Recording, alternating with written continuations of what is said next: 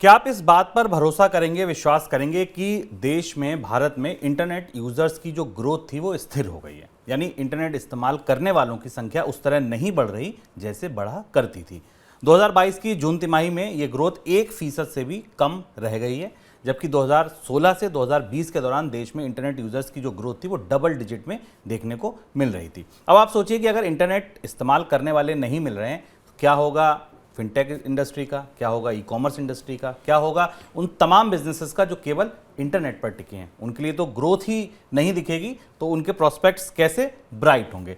आज समझेंगे इस पूरे बाजार को कि क्या स्थितियां हैं यहाँ। सर, सबसे पहला सवाल कि इंटरनेट यूजर्स भारत में अगर हम बांटें तो कितने हिस्सों में बांटे जा सकते हैं? शुभम, यह काफ़ी महत्वपूर्ण खबर है और ये इस खबर को आपको कई और संदर्भों के साथ भी हम समझ सकते हैं। भारत के स्टार्टअप क्रांति का पिघलना, स्टार्टअप में जॉब्स का कम होना, ई कॉमर्स की डिमांड का गिरना, ये सारी चीज़ें इस फैक्टर से जुड़ी हैं। भारत का इंटरनेट बाजार दुनिया का सबसे तेज दौड़ता हुआ बाजार था। शुभम ने आपको बताया कि हमने 2 साल पहले तक भारत में डबल डिजिट में इनमें इंटरनेट की ग्रोथ देखी। इंटरनेट की ग्रोथ में ये बात समझना ज़रूरी है, इंटरनेट के उपभोग और इंटरनेट में नए उपभोक्ता जुड़ने के ये 2 अलग अलग पैमाने हैं।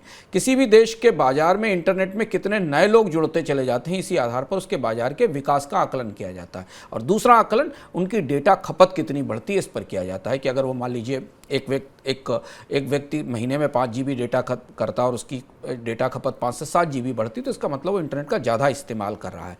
ये आंकड़ा भारत के नीति निर्माताओं के लिए सबसे महत्वपूर्ण होना चाहिए और चिंता का विषय होना चाहिए। शुभम, भारत में करीब 837 मिलियन इंटरनेट यूज़र्स हैं इस समय, जो जितना बड़ा यूज़र बेस है।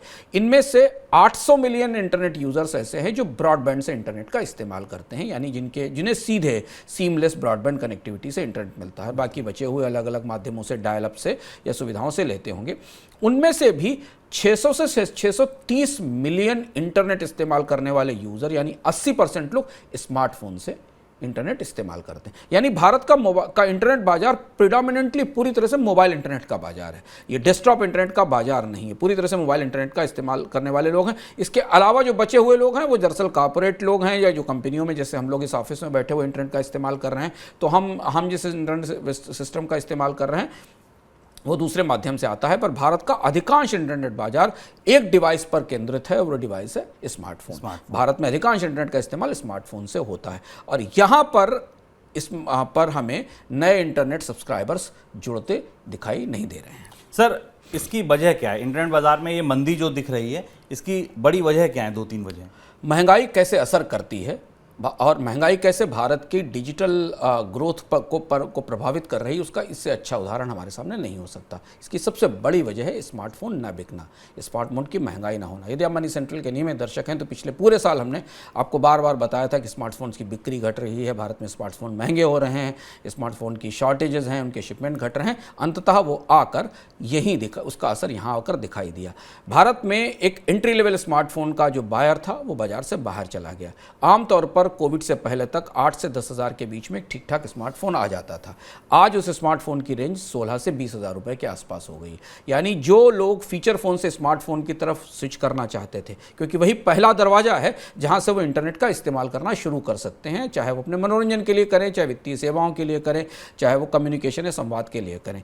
स्मार्टफोन महंगे होने के कारण भारत में इंटरनेट के उपभोक्ताओं के बढ़ने की रफ्तार पूरी तरह टूट गई, क्योंकि बहुत सारे नए लोग ग्रामीण इलाकों से, शहरी इलाकों से जो स्मार्टफोन ले रहे थे, उनकी रेंज से स्मार्टफोन बाहर चला गया। सबसे बड़ा असर हमें कोविड के दौरान दिखाई पड़ा। कोविड के दौरान लोगों की आय टूटी, इनकम टूटी, कमाई टूटी। तो एक घर में अगर स्मार्टफोन रखने वाले 3 या 4 लोग थे तो उसमें 1 ही 2 लोग रह गए, और जो नए लोग स्मार्टफोन बाजार में आने वाले थे वो नहीं आ पाए।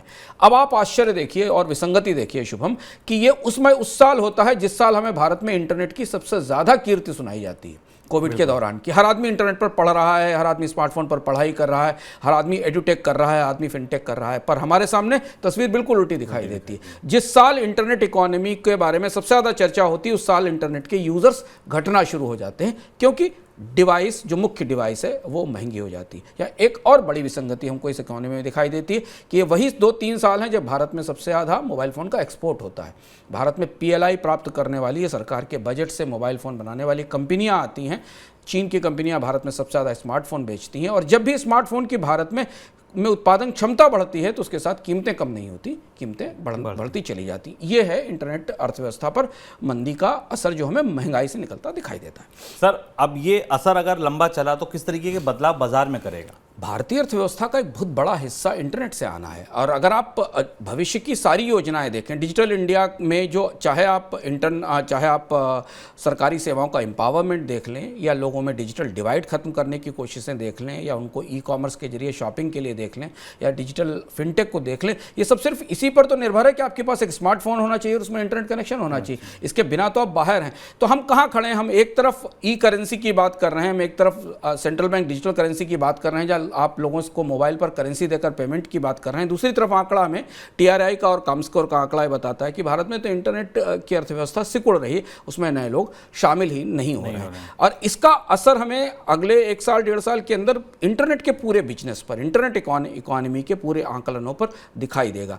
इसलिए अगर आपको स्टार्टअप कंपनियों के घाटे बढ़ते दिखाई दे रहे हैं, इसलिए अगर आपको दिख रहा है कि स्टार्टअप में मेल्टडाउन हो रहा है, इसलिए दिख रहा है कि बायजूस अपने घाटे छुपाती रही साल भर, इसलिए आपको दिखता है कि अगर स्विगी या मीशो जैसी कंपनियां घाटे में हैं तो उसकी जड़ यहीं कहीं छिपी हुई है कि जिन ग्राहकों को वो बाजार में लाना चाहते थे और जिनके स्मार्टफोन से वो ऑर्डर या सेवाएं लेना चाहते थे, वो तो स्मार्टफोन खरीद ही नहीं पा रहे हैं। उनके पास स्मार्टफोन खरीदने की क्षमताएं नहीं। तो जब तक स्मार्टफोन सस्ते नहीं होंगे तब तक डिजिटल इंडिया के जो अगले चरण हैं, जिनके ऊपर आप भारत को एक डिजिटल इकोनॉमी या डिजिटल एम्पावर्ड इकोनॉमी बनाने की बात करते हैं, वो पूरा नहीं हो पाएगा।